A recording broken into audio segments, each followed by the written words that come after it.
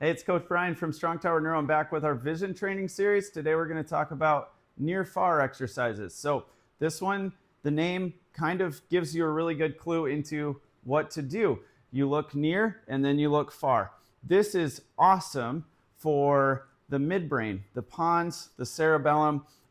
It's also just awesome for modern day eye use and how we typically use the eyes. People are reading a lot. People are reading a lot on screens. And so rates of myopia, which is nearsightedness, have skyrocketed over the last few decades. I think, too, the rates at younger ages are getting higher and higher. So people in their 20s, 30s, even earlier than that, sometimes starting to have higher rates of myopia. So great exercise to do consistently. We lay out again to people that are on our email list and our clients a specific program, how much of this to do per week. You could do more than we've laid out. You could also do less. It's always up to you. And that's what I love about some of these tools. There's a lot of brain benefits. There's a lot of movement benefits. But you want to test something for yourself to find out specifically, how is this impacting my balance? How is it impacting my movement? Beyond that, though, for the midbrain, really important brain area, as well as like cranial nerve 3, helps with a ton of different eye movements and visual function in general. This is a really important exercise for basically everybody. So I'm going to pick my near target, which today I got a handy dandy pen, and I'm going to go ahead and get into a lunge position. You might start out just with a wide stance. You could even start out seated. You could start out laying down, although laying down for the far target, you might need to look at the sky. So if you're laying down, you might need to be outside. So if you're seated or standing, though, I'm going to pick just a target outside the window here. So I'm looking out the window at a mailbox. I'm going to look from that mailbox to my pen, back to the mailbox, back to the pen. So I'm just jumping the eyes back and forth from the close to the far or near to far visual target. And I want to make sure that I can see each one clearly before I make the next eye jump. If I'm doing this in lunge, I might also go to the other lunge position.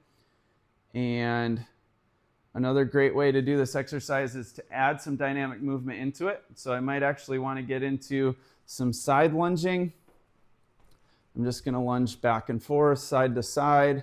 And as I do that, I could pick a specific tempo. Like maybe I want to go far on my lunge step. I'm going to go near as I step back to neutral. Lunge step the other way. I'm looking far again, up close as I come to neutral. So you can be creative, play around with ways to make it a little bit more specific and precise if you layer in some dynamic movement to it. Awesome exercise. And the technical term for this, like in the neuro literature, is called accommodation.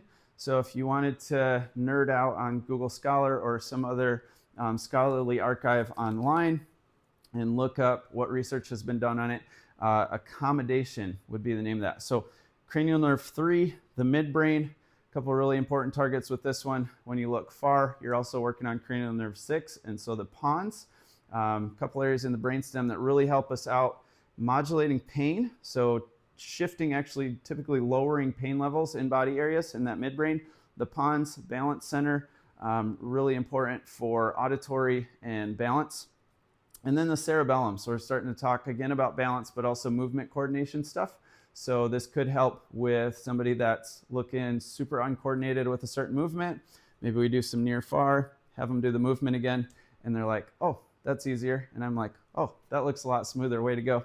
We should practice near far before we do that movement exercise.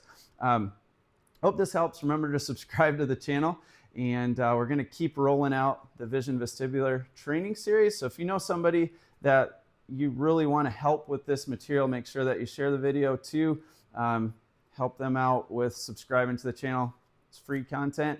And if you're not on our email list, make sure you hop on our email list so that you can get basically the programming laid out of how to practice these week to week. Thanks.